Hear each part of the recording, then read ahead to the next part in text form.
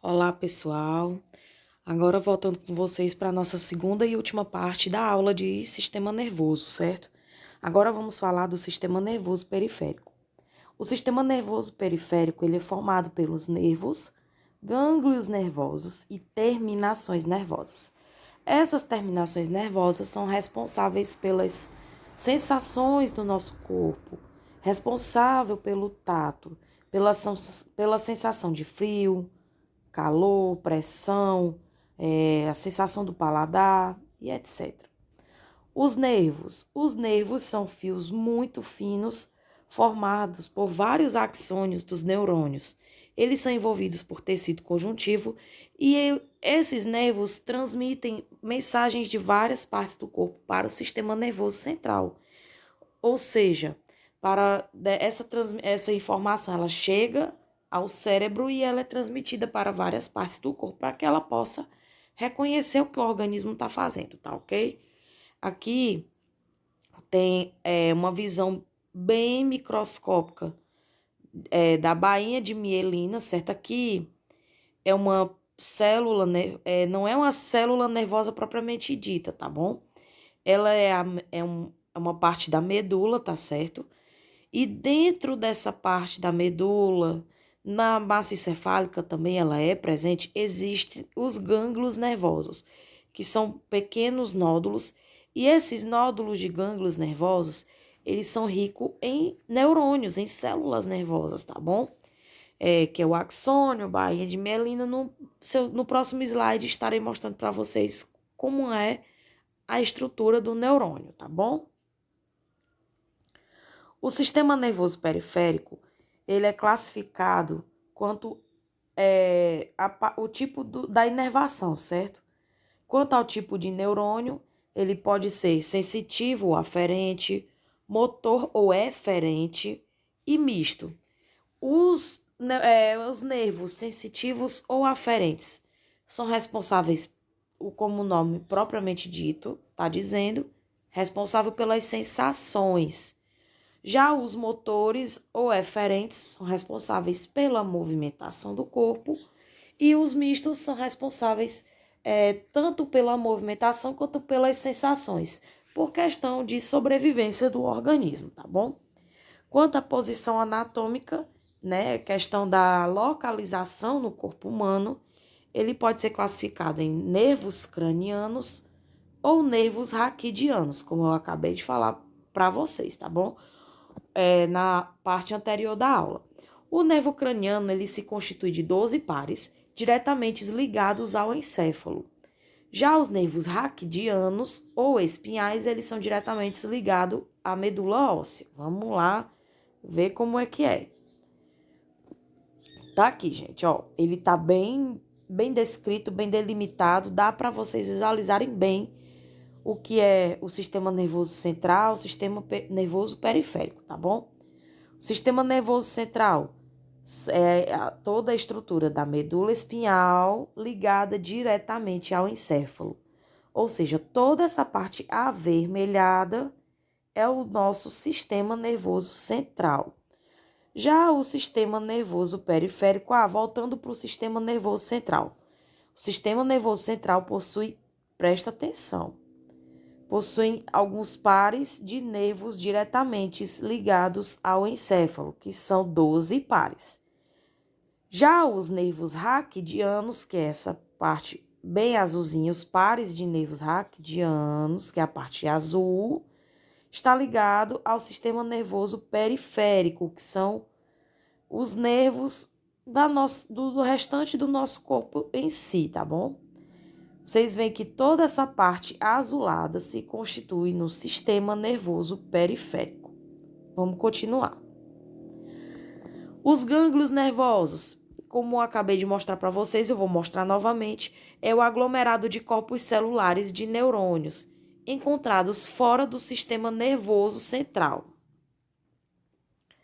Tá aqui para vocês os gânglios nervosos e aqui do lado, essa parte rosinha, essa célula rosinha, é o nosso neurônio, é a parte mínima, certo, do nosso neurônio, que é constituído pelas divisões do corpo celular, os dendritos, que são os dendritos que também são responsáveis pela ligação entre um neurônio e outro, o axônio que protege, reveste toda a parte da estrutura desse neurônio, que são responsáveis pelos impulsos nervosos, também fazem parte dos impulsos nervosos, e a transmissão de impulsos elétricos, quem faz isso é a bainha de mielina, que é essa parte aqui de baixo, que parece um conglomerado de nervos, né?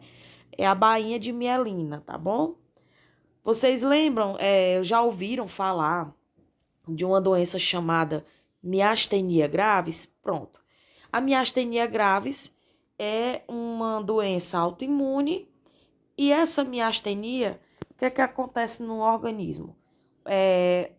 A pessoa que é acometida pela miastenia gravis, ela tem uma decorrência em perder os movimentos gradativamente, principalmente os movimentos da região do olho, tá certo? Os movimentos das pálpebras, o ato de abrir e fechar os olhos, tá certo?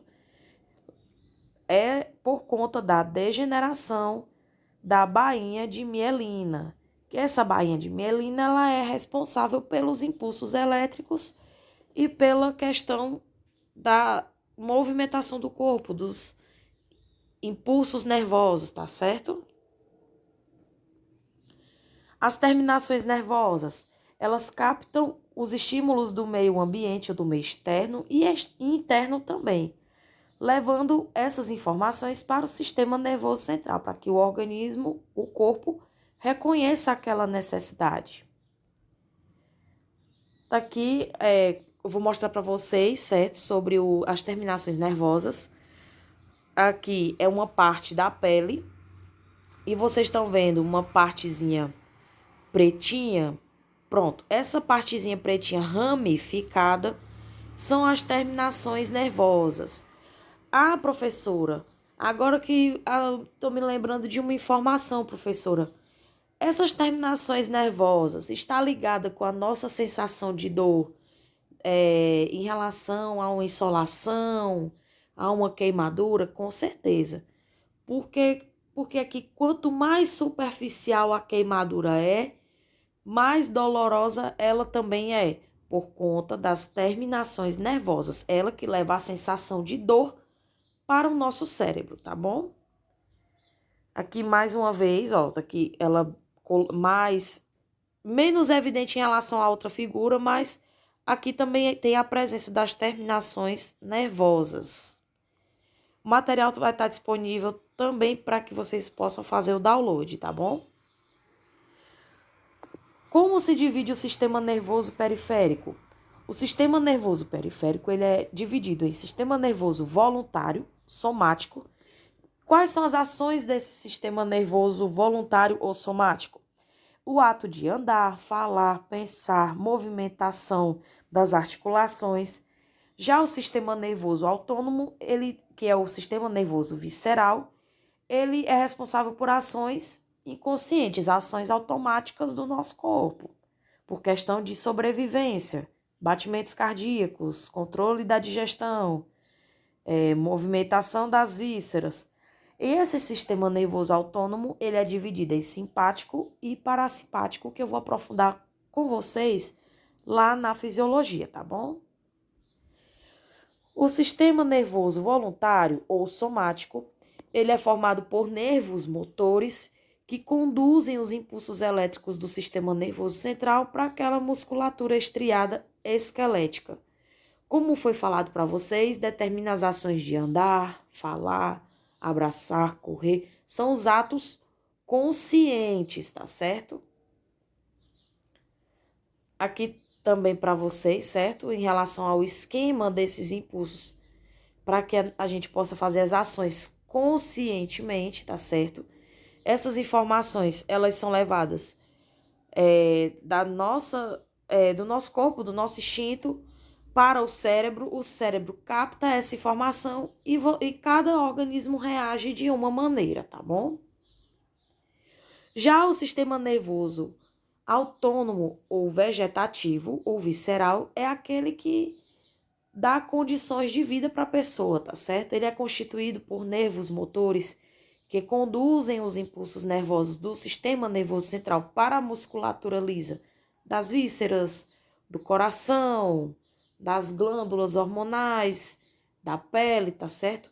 E ela realiza esse controle do nosso corpo, da digestão, do sistema cardiovascular, excretor, endócrino. Esse sistema nervoso autônomo é responsável também pelas nossas vontades, como por exemplo, uma vontade de fazer xixi, né? Depois de todo o processo no sistema renal, você toma água, a filtração do líquido nos rins, aquele que não foi aproveitado, desce pelo ureter, vai direto para a bexiga e é excretado.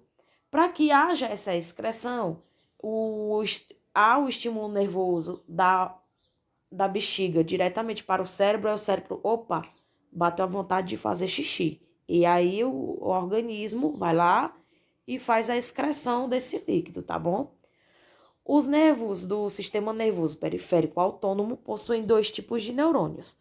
Os pré-ganglionares, que estão dentro do sistema nervoso central, e os pós-ganglionares, que estão dentro do gânglio, os gânglios nervosos, que está ao longo da estrutura do corpo humano, tá certo?